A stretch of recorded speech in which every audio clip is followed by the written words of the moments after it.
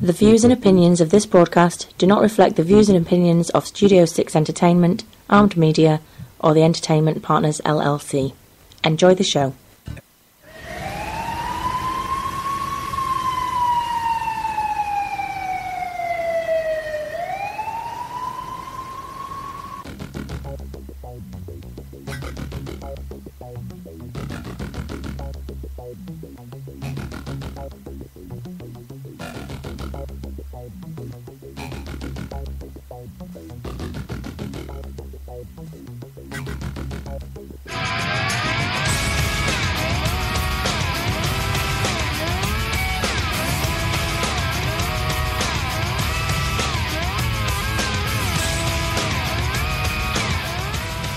Good evening, day walkers and night stalkers. It's me, your vampire mama, coming to you live from under a full moon right here in southeastern Louisiana. Hope you guys are ready for some crazy, creepy tales tonight, because I got some awesome stories lined up for you. For those of you out there that are slacking, though, on last week's show we talked about the haunted LeBeau house, the bedded house, and oh man, was that some madness. And oh yeah, the King's Tavern, another way haunted joint that's in Natchez, Mississippi. So if you feel like you missed out on something, there's a good reason for it. It's because you did. So don't sweat it. You can always replay past episodes at Spreaker.com. Now with that being said, on with the show. So I thought I'd start you out tonight by telling you about Belle Gunness. Never heard of her? That's all good, because after tonight, you're never going to forget about her. So Belle was one of the most shrewd female serial killers I have ever researched. I'm nearly envious of her. She was born in Norway in 1859. Nobody really knows a whole lot about her younger years, other than the fact she was raised in poverty on a small farm. In 1878, something must have clicked with old girl, because legend says she worked herself to the bone for 3 years, seeing that her farm would become prosperous. At the end of that 3 years, she sold everything and began a whole new life. In 1881, she changed her name and crossed the ocean, bound for the United States. She wound up settling in the Midwest, and by 1884, Belle had snagged herself a husband. The lucky guy, Mads Sorensen. He was head over heels for Belle, and he'd do anything that she wanted without question. Within their first year of marriage, Belle had talked Mads into opening a small candy store in Chicago. The business just didn't take off like Belle thought it should have. So mysteriously, within the first year of it being open, the candy store burns to the ground. So Belle and Mads pocket all the insurance money. They go off and buy a brand new family home. While in this home, their family participated in the census. Records show that at that time, Belle, Mads, and their 4 children were living there. Not long after, 2 of their 4 children had died of acute colitis. It's a malady that symptoms are very much like being poisoned. Just a short while after the deaths of the 2 children, on July 30th, 1900, Mads passed away of something resembling a heart attack. Belle stated that she had given him medicinal powders to relieve his suffering. Ironically, his death just happened to occur on the only day on which both of his life insurance policies overlap. Coincidence? Yeah, I doubt it. As a matter of fact, so did Maud's family. In fact, they had become more than suspicious. So Belle takes the insurance money payoff from both policies and gets the hell out of town. She landed in LaPorte, Indiana, where she ran into an old friend, Peter Gunness. Gunness, now a widower himself, was elated to be reunited with Belle. His wife had passed during childbirth, and he was struggling to care for an infant and another young daughter. So in 1902, Belle snags another husband. Well, the honeymoon didn't last. Only weeks after the wedding, the infant comes up dead while being watched over by Belle. Gunness was heartbroken, but he wouldn't be for long, because he turns up dead just a few short months after the infant. Belle's statement on Gunness was that he had knocked a pot of brine off the stove on himself when he was reaching for his slippers. When he fell to the floor, the sausage grounder fell from the shelf and hit him in the head. Really? And she got away with this. Fantastic. Yeah, she got away with it, and she got paid again, thanks to the life insurance policy. Anyway, not quite a year later, Gunnis's brother took custody of his only remaining child. So during this time, nobody in the area is interested in the slightest in courting Belle, and there was no Matchmakers.com back in the day either. So what does she do? Belle starts running personal ads in all of the major Midwest newspapers. The ads stated that she was a comely widow and that triflers need not apply. Oh, Belle wasn't looking for no trifling man. She wanted a man with some money. Believe it or not, men actually started to respond to this ad. The first one that showed up was a man named John Moe from Minnesota. He came with money to pay Belle's mortgage off. Do you believe that shit? What a dumbass. That's all right, though. He wouldn't stay stupid long, because he mysteriously disappeared a week after he arrived. The next dumb bastard to answer the ad is perhaps the smartest of the bunch. George Anderson from Missouri came to court Belle. During their first dinner together, Belle brought up the issue of her mortgage. Anderson agreed to pay it off if she would marry him, so she agreed. Later that night, Anderson was asleep in the guest bedroom. He woke to see Belle hovering over his face while holding a candle. He later stated that she appeared so sadistic that he actually screamed when he saw her. Belle fled the room, and so did Anderson. As soon as he could get dressed and gather most of his clothes, he ran from the house straight to the train station. Anderson left town and never returned for the rest of his belongings and never contacted Belle again. Now, I've seen a photograph of Belle. Comely isn't exactly the word that I would use to describe her. This bitch was butt ugly. I mean, beat with the ugly stick ugly, too, y'all. So she must have looked really bad by candlelight, or else Anderson was smart enough to know what she was up to. Either way, he was the only so-called suitor to survive Belle Gunnis. So the next idiot to answer the ad was Ole Budsberg from Wisconsin. Budsberg was an elderly widow. Loneliness just got the best of him, I guess. Anyway, he was last seen alive at the LaPorte Savings Bank on April 6, 1907. And guess what he's doing there? I'm going to tell you. He mortgaged his property back in Wisconsin and left the bank with several $1,000s in his pocket afterwards. Back at home in Wisconsin, Budsberg's two sons had no idea where their father disappeared to. Eventually, after a little bit of investigating, they found out that he had answered Belle's ad. So out of concern, the brothers write Belle a letter. Belle promptly responds with a letter of her own, stating that she had never met their father. Yeah, you got it. He disappeared too. There were tons of suitors that came calling, and none of them were ever seen again.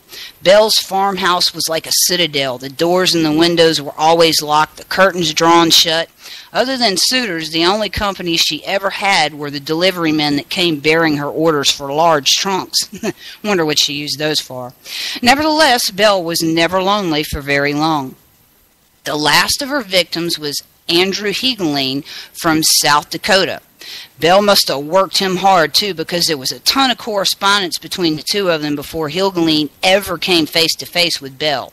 The last letter between them was the one that hooked him and reeled him in. In the letter, Belle writes, "My heart beats in wild rapture for you. My Andrew, I love you. Come prepared to stay forever."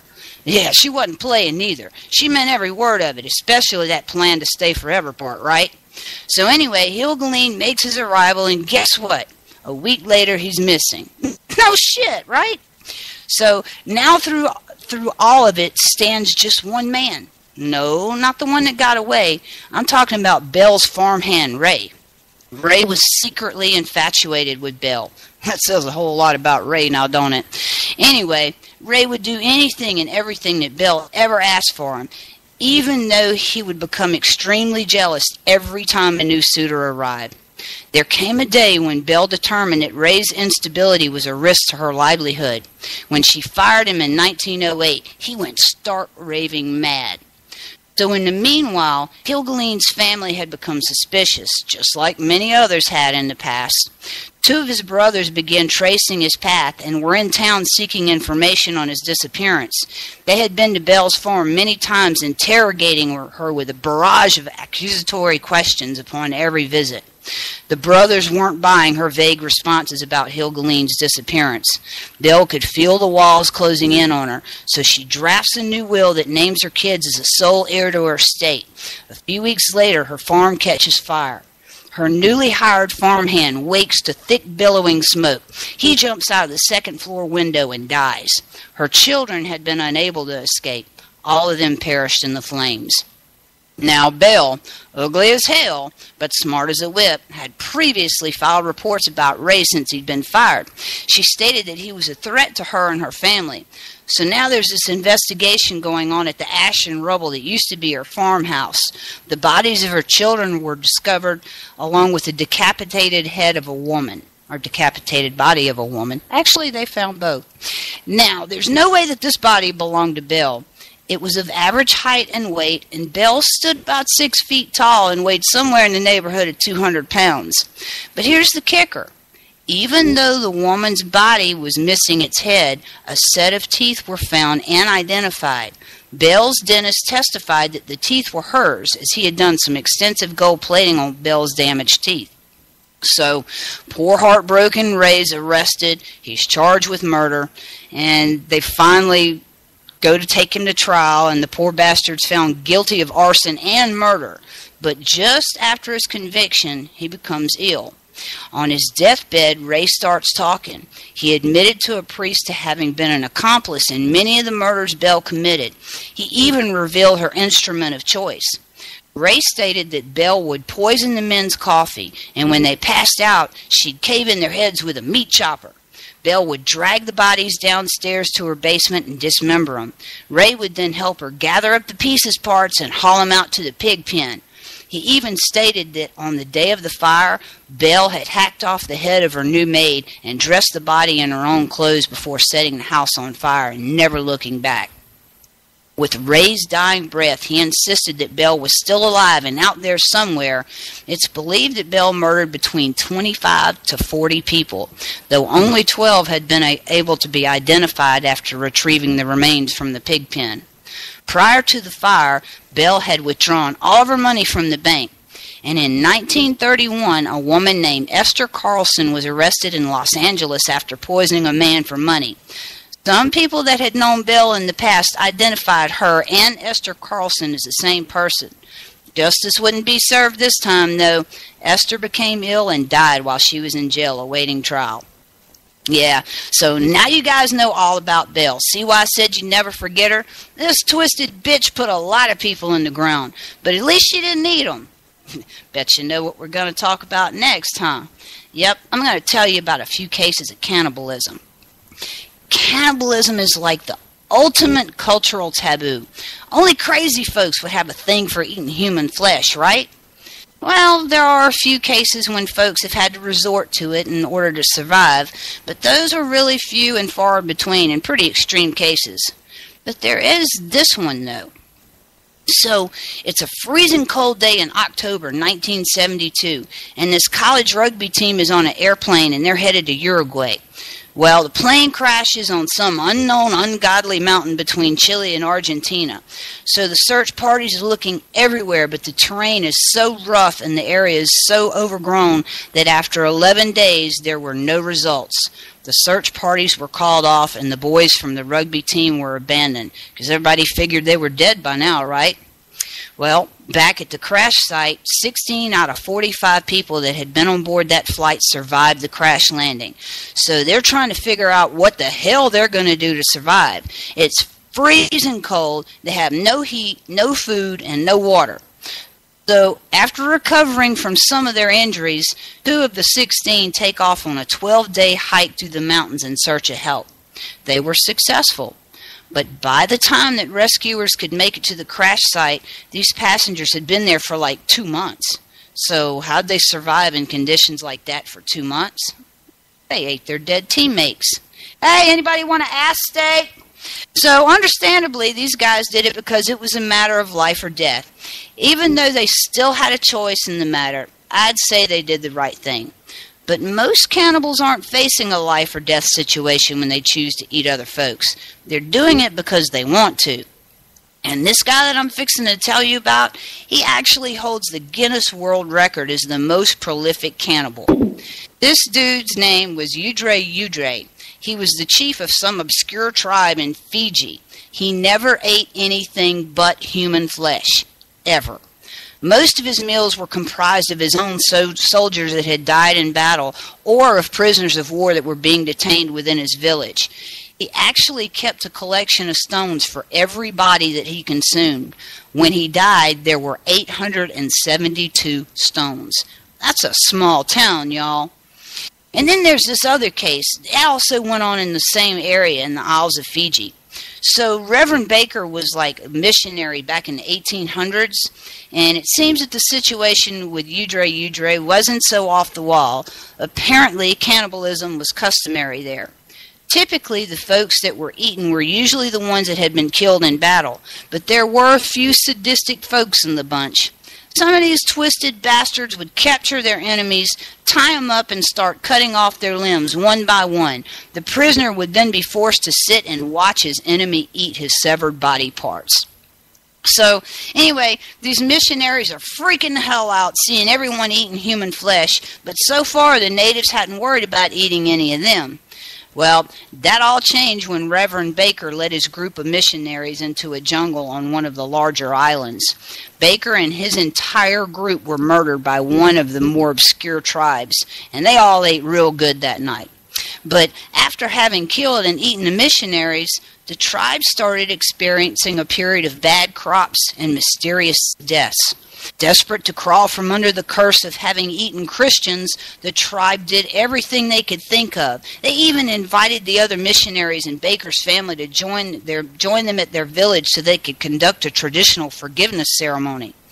Yeah, I'm thinking nobody showed up for that. Anyway, there's this other crazy bastard. His name was Albert Fish, a.k.a. the Brooklyn Vampire, the Werewolf of Wisteria, the Gray Man, and the Moon Maniac. Yeah, I'm thinking he might have been suffering from an identity crisis to begin with, right? Well, anyway, this freak wasn't just a cannibal. He was a serial killer and child rapist, too. This dude was responsible for over 100 murders. He mainly targeted and mutilated and murdered the mentally challenged people. Children and minorities were his prime pick because he thought nobody would miss him. Fish actually got away with his madness for years, but he was eventually caught after having written a letter to the parents of 10-year-old Gracie Budd, who he had kidnapped, murdered, and ate. In the letter, he told them of all the gruesome details. Well, Fish had struck for the last time. During trial, he was found guilty and he was sentenced to death. They fried his ass in an electric chair on January 16, 1936. And then there's this other guy. He had kind of a similar fetish. His name was Andre Chikatilo, otherwise known as the Butcher of Rostov. He was another serial killer that was into raping, mutilating, murdering, and eating his victims. This dude was responsible for taking the lives of over 95 people between 1978 and 1990. By the end of the investigation, 245 rapes and over 1,000 other unrelated crimes had also been solved. Chikatilo was born in 1936, and he was brought up during bad times. His parents were simple farmers, but most of their annual crops were seized by Stalin's men. He stated that he had never even eaten bread until he was around the age of 12. Many nights were spent gathering leaves and tree bark so the family wouldn't starve. Chikatilo had been told by his mother that his brother had been kidnapped and eaten by their neighbors. It was never proven, however, it wouldn't be a shocker either. Folks were starving to death during these times, and cannibalism wasn't exactly unheard of. So Chikatilo wouldn't commit his first murder until he was 42 years old. In 1978, he lures a 9-year-old girl into an old abandoned house and tries to rape her. Notice I said tried. His gear was malfunctioning, right? So out of frustration, he strangles and stabs the girl. As he's stabbing the girl, he makes a discovery. His impotence has been cured. So a few weeks later, he decides to try it again to see if the effect is the same. So he lures this 17-year-old girl into a remote area. Her life was ended much more brutally than the first girl's. Her body was found having been mutilated by teeth and a stick. Chikatilo had developed a taste for flesh. The more murders he committed, the more gruesome the crime scene. Early on in the beginning of his serial killer career, Chikatilo had this thing for slashing through the victim's eyes or removing them altogether. He believed that in death, their eyes somehow held an imprint of him. He was rather unbiased about the parts of his victims that he ate, too. Sometimes it would be part of their face, sometimes an internal organ, and sometimes their genitalia. He was consistent with his murders, though non-stop for long spurts of time. The only reason there would be gaps in the murder timelines was because he kept being arrested. 3 times this dude got picked up, and for one reason or the other, they could never pin the crimes on him. Well, this bullshit goes on until November 6, 1990. A patrolman spots Chikatilo behaving oddly at a nearby bus station. This cop had a good eye, too, because the dude had just finished murdering his last victim. So they haul his ass in again, but this time was going to be the last time. Making sure that they had done everything correctly, the authorities even called in a psychiatrist to examine him. Chikatilo was found sane and capable of standing trial. He was sentenced for murder on 52 cases. On February 14, 1994, Chikatilo caught a bullet to the back of his head. Oh, and this one too. I think it's deserving an honorable mention. Alexander Pierce and 8 other inmates escape a prison in Australia. So they're making their way through Tasmania when they figure out that they don't have enough food to sustain all of them. In an attempt to resolve the problem in a civilized manner, the horde decides to draw straws. Yep, you guessed it, the guy with the short straw is dinner. Eventually they all wind up getting recaptured and they're all sent back to jail. Well, after having done it once already, Pierce takes on another inmate and they escape together. The other inmate was Pierce's walking lunchbox, right? Yeah, that's exactly right. Pierce killed the other inmate and ate him. Then he takes the leftovers with him when he leaves the murder scene. So not long after, the authorities track him down again. This time he has some of the other missing inmates' body parts in his pockets. A snack for later. So they drag Pierce back to prison and he stands trial for his latest crime, murder and cannibalism. Pierce was found guilty and hanged by the neck on July 19, 1894. Oh, and then there's this twisted bastard. Armin Muse posts an online advertisement for a well-built 18 to 30-year-old man. He wasn't looking for a boyfriend, y'all. The ad plainly stated that he was going to slaughter and then consume whoever answered the ad. Well, guess what? An idiot answers the ad. Armando Brands is now a dead idiot. Check this out. Muse first cuts off his gear, his baby maker, which was then seasoned and cooked. But he was polite enough to offer a taste to Brand as he's sitting in the chair bleeding out. So Muse eats his tube steak, and then he turns his attention back onto Brand, who was at the time still clinging to life. He begins butchering the poor bastard, and when he finishes, he stores the remainder of the body in plastic containers and puts him in the freezer. Okay, so Muse has a videotape this entire event. Think it stopped there? Nope, not so much. It took him 10 months, but he eventually consumed all of the body, and all on film, mind you. So what happened to Muse? Today, he's currently serving a life sentence in Germany. Oh, and another one that filmed his dirty deeds. Canadian model and porn star Luca Magnotta catches headlines in 2007 when he murders his alleged gay lover, June Lin. This dumbass posts the video online. The entire event was viewed by hundreds of thousands of people.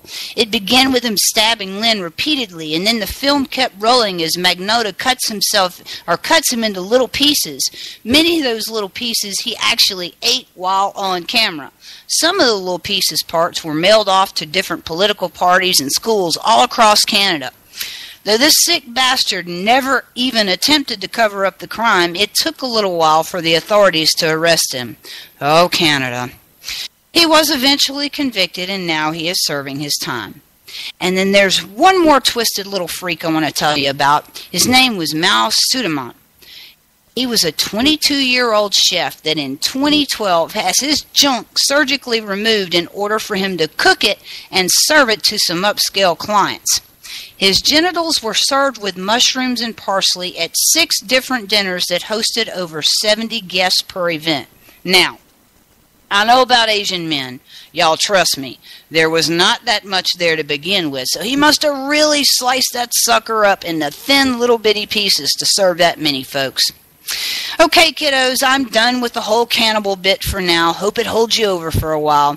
It's about time for a word from our sponsors, so go refill those drinks, make your pee run, and hurry back, because I've got author Rue Cantrell coming up in the next segment, and you're going to want to hear all about her Enforcer series. So hurry up, and I'll meet you back right here at Armed Radio Global and TuneIn Satellite. Route 106 Motors is the home of fine pre-owned vehicles. Experience a no-pressure sale with a family-friendly atmosphere. Route 106 Motors has been practicing the same simple philosophy of low prices for over a decade, and it has brought us great success. Recently, while other dealers are closing their doors, Route 106 Motors is expanding. We are a wholesale dealer, and we own the property and pay cash for all the vehicles. This allows us to sell to the consumer for a lot less than the average dealership. We are a high-volume, small-profit dealer, and we pass the savings on to you.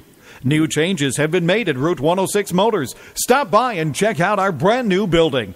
Route 106 Motors, located at 569 West Street. Check our website at route106motors.com and be sure to like us on Facebook to find out about all the latest deals and savings opportunities. route106motors.com. Are you hangry? Know the signs.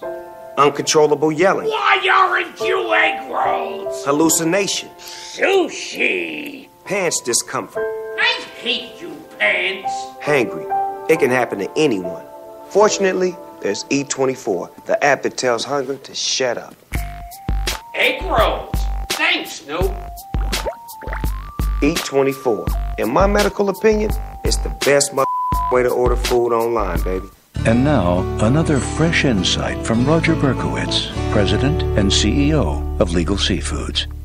If your wife can't take the time to test your tuna for purity, then why should you take the time to come to a complete stop before letting her out of the car? Just saying. Legal Seafoods. If it isn't fresh, it isn't legal.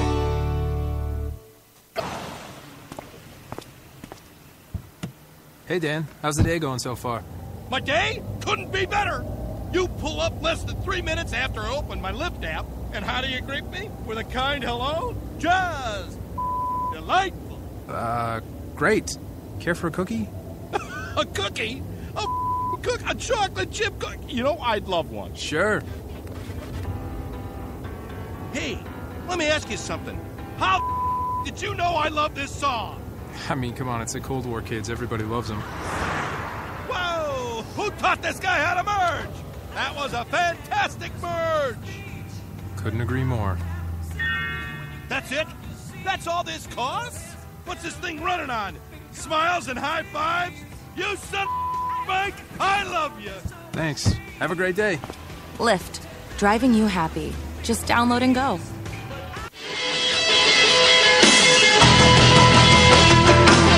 Hey, Joe Rocks, it's Louis Avis straight from Chi-Town. Calling to talk about our website, www.hotsaucevault.com. We got everything you can think of out there, Joe. The hottest hot sauces, not for wimps, mild, medium sauces. We got barbecue sauces, snacks, some of our gift ideas and gag gifts, so you can go out and check us out at www.hotsaucevault.com. Hope to talk to you again on your radio show. Kick-ass show. Had a great time last week. Hope to hear from you soon. Take care, Joe. hotsaucevault.com.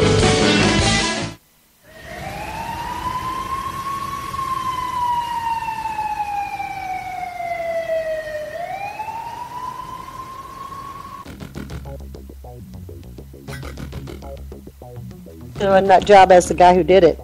Maybe. Oh, thank God you're back, because we were sitting here talking and just waiting on you. I'm glad you found your way back. Hope those drink glasses are full. Me and Ruben sitting here talking creepy in the background. Thanks for coming on tonight, my girl. What you got for the folks out there listening tonight? I know you got something good and scary for them. All right, yeah, I got a couple of stories, but I was out of town this weekend for like 3 days with my girl Delaney Foster, and when I got back yesterday, I was trying to chill out and rest and just take a load off, and I'm laying on the bed, and all of a sudden the bed dips. And for folks out there, I live alone right now. My husband's away working, and I was like, well, what the hell? So I opened my eyes and nothing going on, so I closed my eyes again, and the bed dips again. Well, I wouldn't think that there was anything about this, but other occurrences have happened in my house. So, I just rolled over and said, if you're going to get in the bed, come on in the bed, Don't take the covers. Stay on your side, right? Yes, because if they take my covers, Lynn, I'm going to exercise them thoroughly. But, yeah, other things happen in my house, and most people say they don't want to stay here with me. I've had my daughter-in-law who's dreamt of a little girl who's literally tried to eat the mattress that she was sleeping in, and my daughter's ex-boyfriend, ex is the key word on that one, he said that the young girl in the dream attacked him and tried to eat his intestines. I myself have never had that happen to me, but I do see white phantoms that dance around in the den and like to go play behind the bar, which is fine. I just wish they would make me a drink in the evening when I come in from work. I know, right? I know, but you and I, we're used to this kind of stuff. It happens to us all the time, so it really doesn't faze us.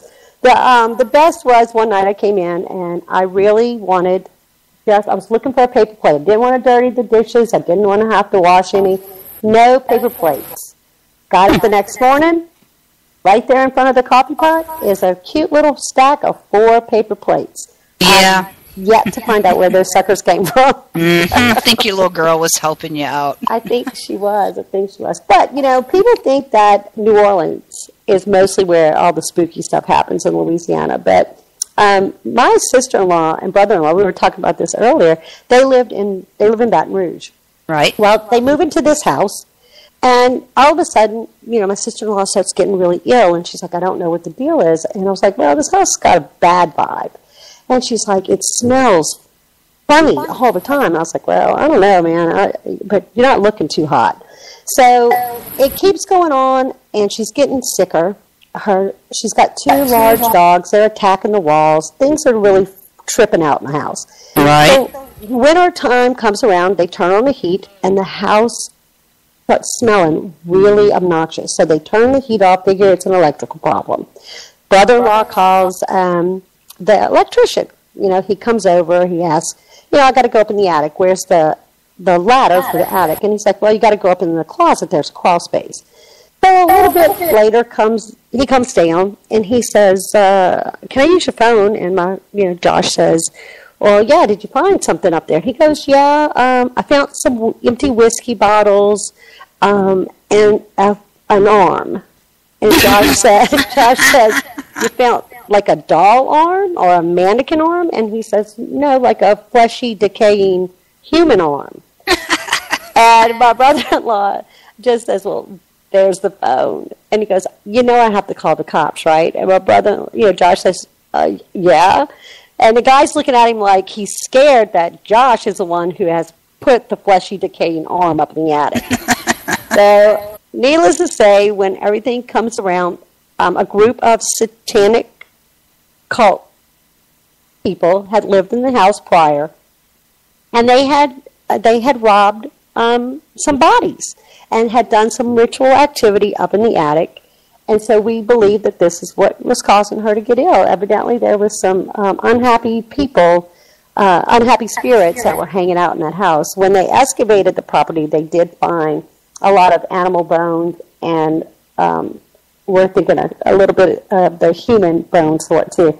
So that you never know where you're going to move into when you're down here in the South, do we? Yeah, come get either myself or Rue and let us take a walk through the house with you first. We'll check it out. Definitely, we get those vibes real easy. So those are my stories for you. Those are cool. Well, I know because like you said, we've definitely talked about more, and you've got a whole crew of folks that kind of come through your house. So it's cool that you're acquainted with that kind of world. It's all good. I do. I think the freakiest one was about a month ago. I was, how you wake up in the morning, the sun's coming through the window, and you think, oh, it's going to be a good day. Well, down here in the South, most of us are, women are armed. We are gun-toting mamas. And indeed. I keep mine on the bedside table. And I was wakened by an overwhelming smell of a man's cologne. Well, the first thing I'm going to do, because there's no man in my house, is I reach for the gun. Right. Nobody's in the room, and I'm looking around as the smell dissipates.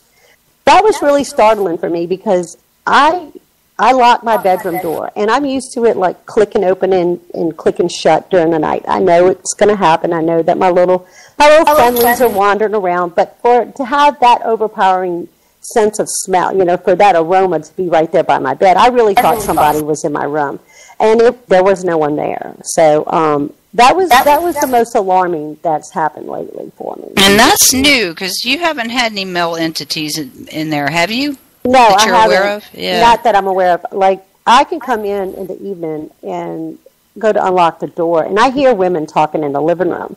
When I open the door, there's nobody in my home, of course. The TV's not on. It's dark.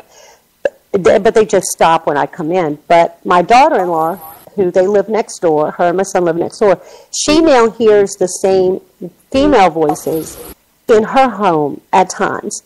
And they have a new baby. So I think that maybe they're visiting, that they're really excited about a new family member, because I truly believe that most of the entities that come through the house are family-based. Right. Yeah. We'll have to keep an eye on that male one. That one kind of worries me a little bit. Yeah, it's a little different, It really threw me out of step. I have to say, my whole day was off kiltered after that because the smell was very familiar. Though it was like that cologne that maybe an uncle wore or your grandfather wore. It was not a new fragrance. Mm-hmm. It was definitely a fragrance that is from a different age. So it was really different. So that definitely made me a little, leery, I can say. Yeah, I can feel you on that one. I know. So what about with your writing? I know you're busy with it. Do those little entities that run around the house influence you in any way when you're writing? No, they don't. I have a lot of fans, a lot of friends and family. They're like, why don't you write a ghost story? And I think for me, Lynn, I don't know how you feel about it, but I think for me, because ghosts are factual to me. They're not fiction. That I don't know if I could give them I guess, make them noteworthy. Yeah, I don't want to fail them if I write about them, but it would be humorous to write it because the things that they do to me, like the paper plates, and they steal my iPod, and I have to threaten to exercise them for them to bring my stuff back. It would be funny. I mean, I could write it as a comedy, I guess, And I think they would appreciate that because they obviously have a sense of humor. They're sitting back watching you frantically search for your iPad.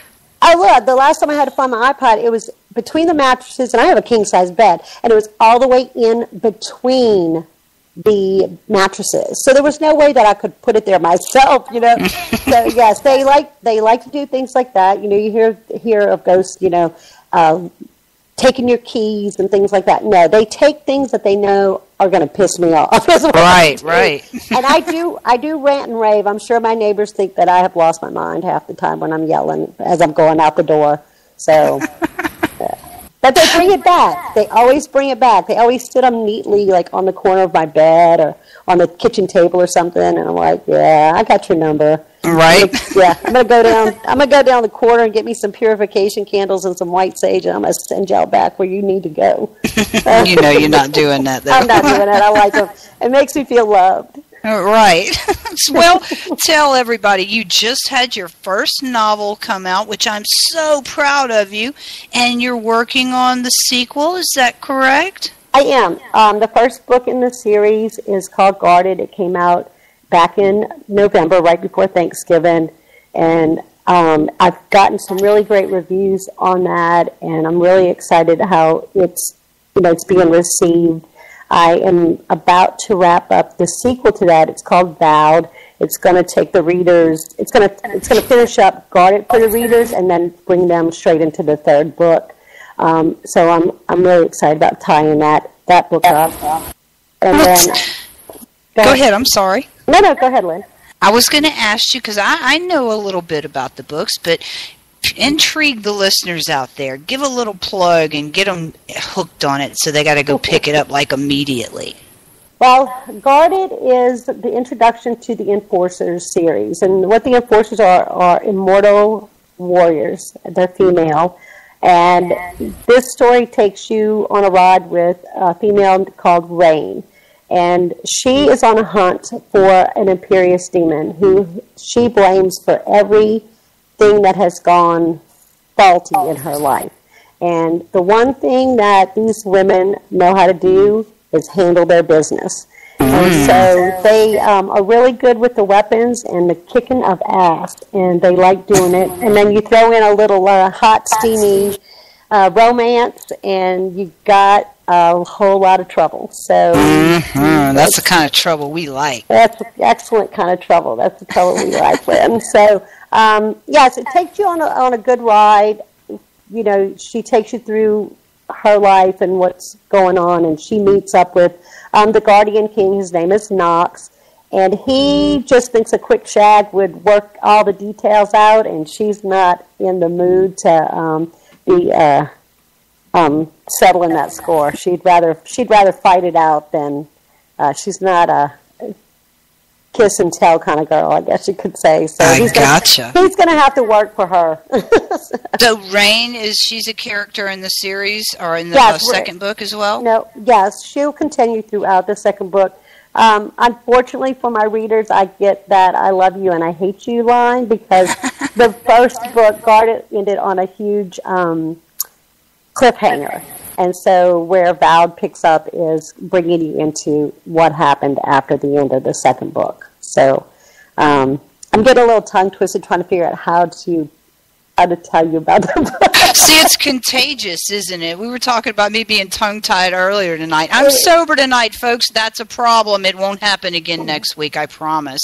I should have continued my party from my trip to Athens, Alabama, and just not try to rest today. I definitely should have just kept on drinking, I think. Well, I'll tell you what, we'll have you back on again, and we'll both drink beforehand, and we'll compare episodes and see how it went. Yeah, we'll have to. So, but hey, I hear that you keep teasing me with your book. I'm waiting for it to come out too. It's coming soon, and thank you for the referral on the cover, people, because, oh my God, they did a fantastic job, and that reveal's coming up here soon. Oh, that's awesome. That's awesome. Are you still thinking about doing the show in New Orleans? I have talked myself into it, but once again, I have to check the dates because I just got approved for Southern Geek Fest, which is also in May. That is the 20th and 21st. Is that the same weekend, or is it not? That is the same weekend, yeah. Oh, crap. Yeah. So, I guess I'm not doing New Orleans because I'll be in Hattiesburg.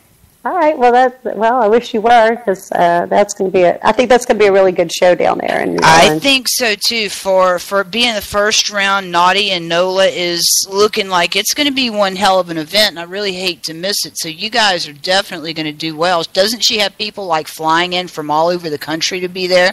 She does. I think that she has authors from New Zealand and Australia coming in to that. And that's the Naturally, Naughty, and NOLA.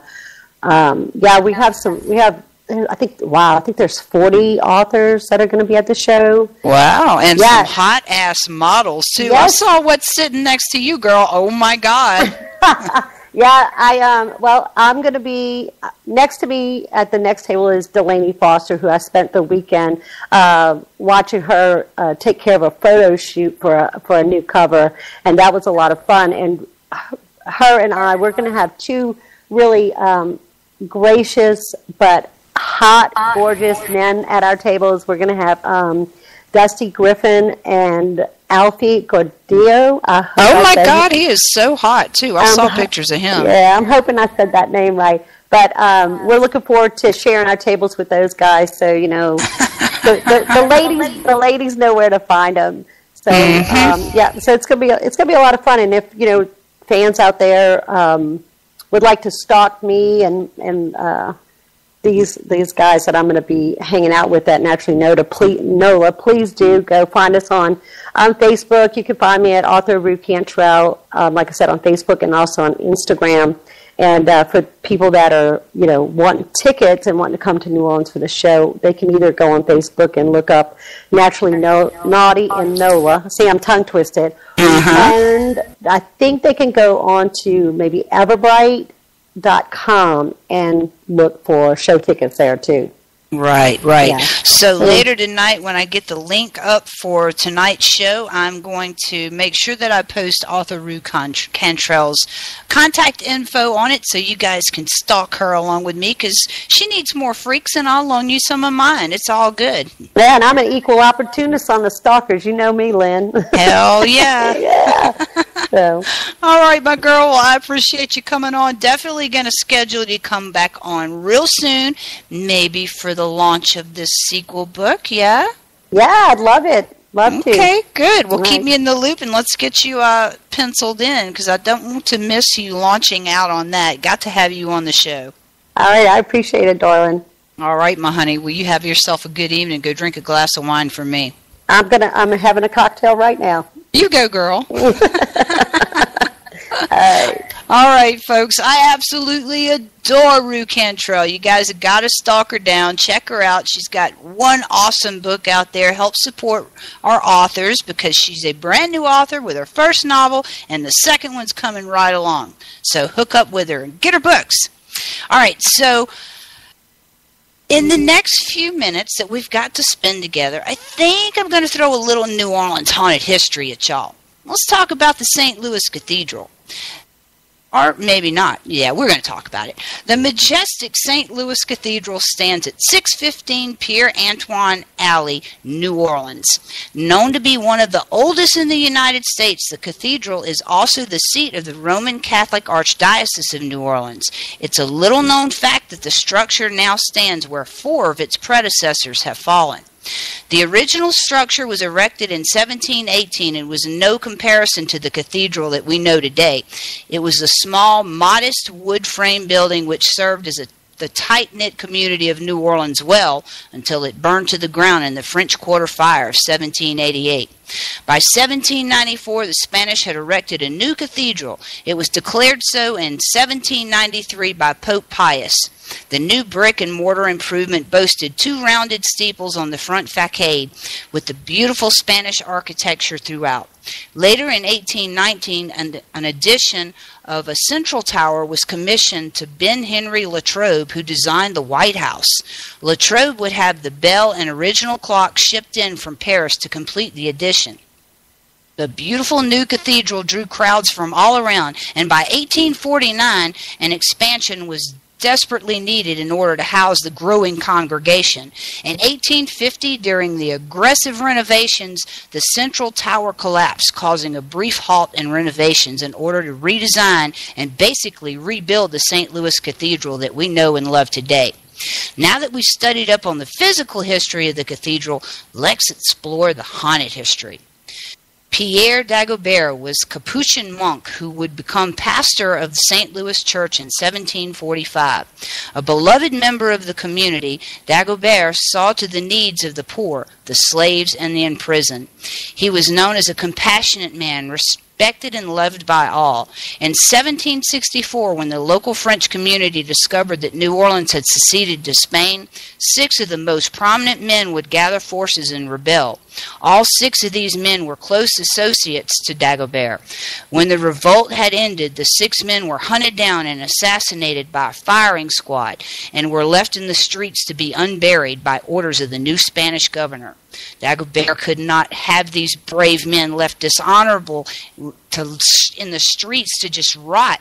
Dagobert managed somehow to recover the bodies from the streets, contact the relatives, and perform a sanctified burial mass in the church, and then had them buried within St. Louis Cemetery No. 1. You will know that you have encountered Pierre when you hear him singing church hymns along the street of the cathedral toward the cemetery. Pierre Antoine arrived in New Orleans in 1774 with the Spanish Inquisition, but not that he was a participant. Antoine was a peaceful man. He too saw to the needs of the less fortunate and undesirables. He would also become pastor of the St. Louis Church until it burned down in 1788. So loved by the community was he that he would continue to pastor the newly constructed cathedral of 1794 until his death in 1829. During this time, as he ministered and cared for the needy, he was assisted frequently by Marie Laveau. Antoine had baptized Laveau into the Catholic religion and would even perform her wedding ceremony. You're most likely to see Pierre early in the morning strolling along a small street named for him that runs along the side of the cathedral. It's not likely that he'll notice you, as it is said that he's reading from his prayer book as he walks. There's another occasion where he is said to appear. Pierre's Christmas midnight mass.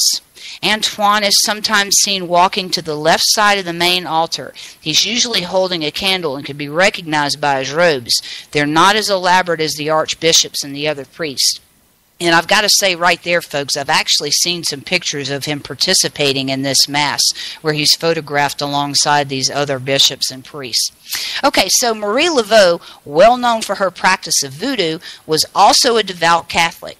After having served alongside Antoine in the community for years and years, Laveau would be denied a proper burial. Though her tomb is unmarked, it is local common knowledge where she rests, or not, within St. Louis Cemetery No. 1. We talked about Marie Laveau a little while back. Actually, we talked about her haunting her grave and the rituals that some of us locals have participated in pertaining to her grave. Amy Brusley was a member of Antoine's congregation since her youth. Daughter of a successful local banker, Brusley would counsel with Antoine in reference to her upcoming marriage to a local businessman named Edward Gottschalk. Against Antoine's advice, Brusley would proceed with the marriage. Antoine begrudgingly would perform the ceremony. It would not be long before Brusley regretted the marriage. Gottschalk had a mistress that he kept in a house down the street from his family home where Brusley raised their children, less her youngest daughter who succumbed to yellow fever. One of her children, Louis Gottschalk, was a musical child prodigy that would go on to be recognized as an artist of the great acclaim. Brusley grew depressed. The only place she knew peace was on the keyboard of the cathedral's newly installed organ, where she would play for hours on end to soothe her own soul. It is there, in the loft where the organ was installed, that you will see Amy staring down upon the congregation below. Sometimes she appears distraught, and her sobs can be heard echoing through the cathedral. Other times she seems to want to communicate, but there are also times when she's quite angry, and she won't hesitate to express it. Then Latrobe, the architect that designed the center tower of the cathedral, was one of his crowning achievements. He actually wouldn't survive to witness it upon completion. Latrobe was said to haunt the tower while it was still under construction. Workmen refused to labor without a partner, as a chilling presence could almost always certainly be felt, and if they were to remain for too long, his presence would be confirmed as he would materialize before the men. It was a common practice not to lay down tools within the towers. They disappear into thin air. Many bystanders have heard the bell toll ever so slightly, even when the air stands still. John Delachaux was a local clockmaker. Commission was seeking out a clock worthy enough to be installed in Latrobe's new tower. Upon acquiring the clock in Paris, he would accompany it to the construction site at St. Louis Cathedral. Ever burdened by his choice, Delachaux still has doubts of the clock's quality and dependability. He can be seen in 1800s attire pacing back and forth in front of the cathedral. And then Madame LaLaurie, New Orleans' most noted serial killer. She's also known to haunt the cathedral as well. You remember her, right? We talked about this crazy bitch a few weeks ago. This was the chick performing all the bizarre surgeries on her slaves. Anyway, upon so shamefully having been driven from her home, it is said that LaLaurie died in Paris. Her remains were shipped back to New Orleans and buried in an unmarked grave in St. Louis Cemetery No. 1. Madame LaLaurie can be seen perched upon the third pew, praying profusely as she stares up at the central altar. She's also been spotted pacing back and forth in front of the confessionals, perhaps awaiting absolution for the atrocities she committed in life. There are, of course, many reports of other apparitions that have never been identified. Ghostly disembodied faces are said to stare back at you from behind the laboratory mirrors. Cries can be heard from within the vestibule at any given moment.